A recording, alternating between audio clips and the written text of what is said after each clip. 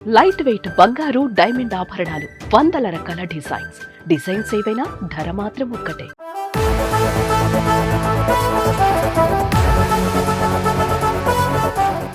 దర్శక ధీరుడు రాజమౌళి సెంటిమెంట్ ఎట్టకేలకు బ్రేక్ అయింది.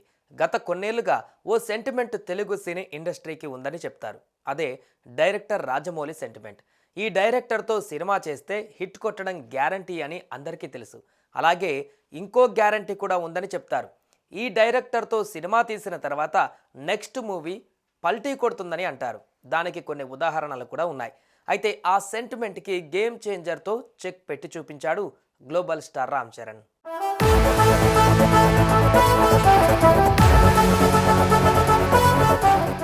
సినీ పరిశ్రమలో చాలామంది చాలా సెంటిమెంట్స్ని ఫాలో అవుతారు.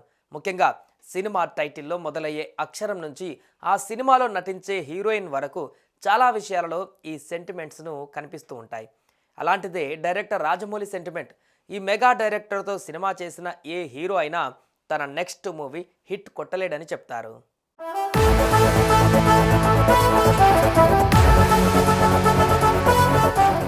త్రిబుల్ ఆర్ తర్వాత ఎన్టీఆర్కి కూడా అదే పరిస్థితి వస్తుందని అనుకున్నారు.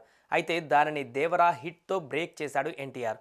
అయితే ఈ మూవీలో మెయిన్ హీరో రామ్ చరణ్ అవుతాడని, అందుకే ఎన్టీఆర్కి ఆ సెంటిమెంట్ పనిచేయలేదని అన్నారు. కానీ ఆ సెంటిమెంట్కి గేమ్ చేంజర్తో చెక్ పెట్టాడు global star Ram Charan. Triple R తర్వాత రామ్ చరణ్ ఆచార్యలో నటించినప్పటికీ అందులో మెయిన్ హీరో మెగాస్టార్ చిరంజీవినే. దీని తర్వాత రామ్ చరణ్ నుంచి సోలోగా వచ్చిన సినిమా గేమ్ చేంజరే.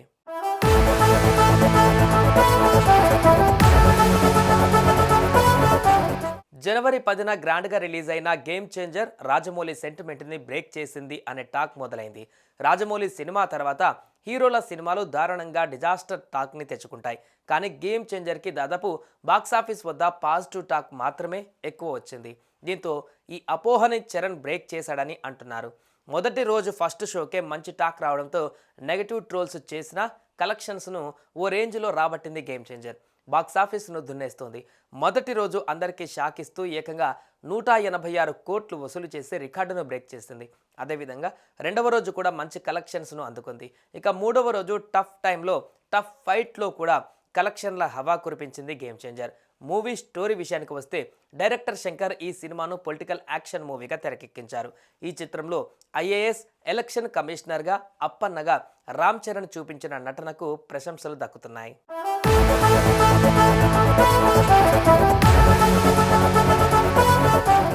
సుమన్ టీవీలో మీ పర్సనల్ అండ్ బిజినెస్ ప్రమోషన్స్ కోసం కింది నెంబర్కి కాంటాక్ట్ చేయండి.